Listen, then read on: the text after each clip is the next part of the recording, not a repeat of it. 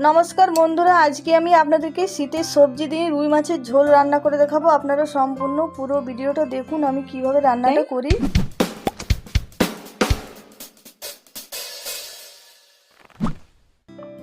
আর আমি এখানে রুই মাছ নিয়েছি, মাছটা ভালো করে ধুয়ে পরিষ্কার করে নিয়েছি। আর এখানে নিয়েছি বেগুন আর নিয়েছি শিম, বেগুনটাও কেটে ধুয়ে পরিষ্কার করে নিয়েছি, শিমটাও। আর এবারে মাছের মধ্যে দিয়ে দিলাম নুন, আর কেটে রাখা শিমের মধ্যে আমি দিয়ে দিচ্ছি নুন হলুদ, বেগুনের মধ্যেও দিয়ে দিচ্ছি নুন হলুদ পরিমাণ মতো সব দিয়ে দিলাম। আর এবারে ভালো করে নুন আর হলুদ গুঁড়ো মাখিয়ে নেব, সবগুলো একে একে ভালো করে মাখিয়ে নেব।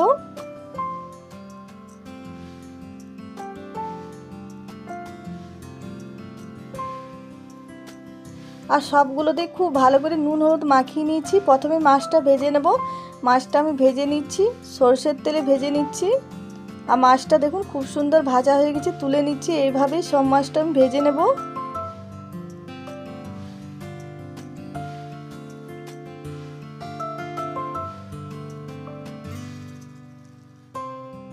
আর সব মাছ ভাজা হয়ে গেছে, এবারে মাছ ভাজার তেলের মধ্যে আমি বেগুনটাও ভেজে নেব। আর বেগুনটাও ভাজা হয়ে গেছে দেখুন, এবারে তুলে নিচ্ছি। এবারে শিমটা ভেজে নেব, ওই তেলেই আমি শিমটা ভেজে নেব।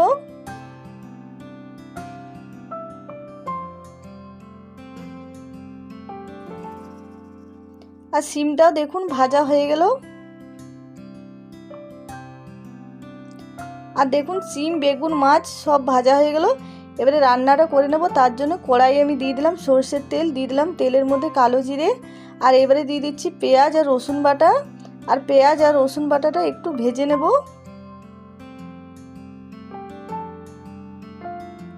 পেঁয়াজ আর রসুনটা ভেজে নিয়েছি একটু। এবারে এর মধ্যে দিয়ে দিলাম টমেটো বাটা, দিয়ে দিলাম জিরে, আদা, কাঁচা লঙ্কা বাটা, পরিমাণ মতো নুন, হলুদ গুঁড়ো, লঙ্কার গুঁড়ো। আর এবারে মশলাটা ভালো করে কষিয়ে নেব।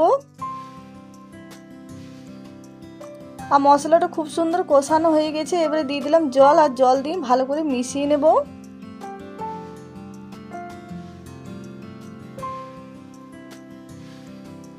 আর ঝোলটা দেখুন ফুটে উঠেছে। এই সময় ভেজে রাখা শিমটা দিয়ে দেবো, ভেজে রাখা বেগুনটাও দিয়ে দেবো, আর ভেজে রাখা মাছটাও দিয়ে দেবো।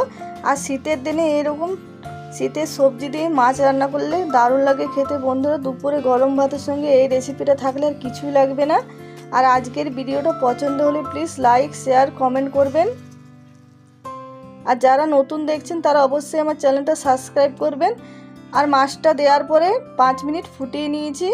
আর এবারে নামিয়ে নিলাম ধনেপাতা কুচি দিয়ে। দেখুন দেখতে যতটা সুন্দর হয়েছে, খেতেও দারুণ হয়েছিল বন্ধুরা।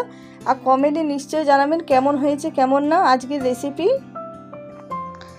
আর আপনারাও বাড়িতে একবার হলেও এই রেসিপিটা বানিয়ে খাবেন।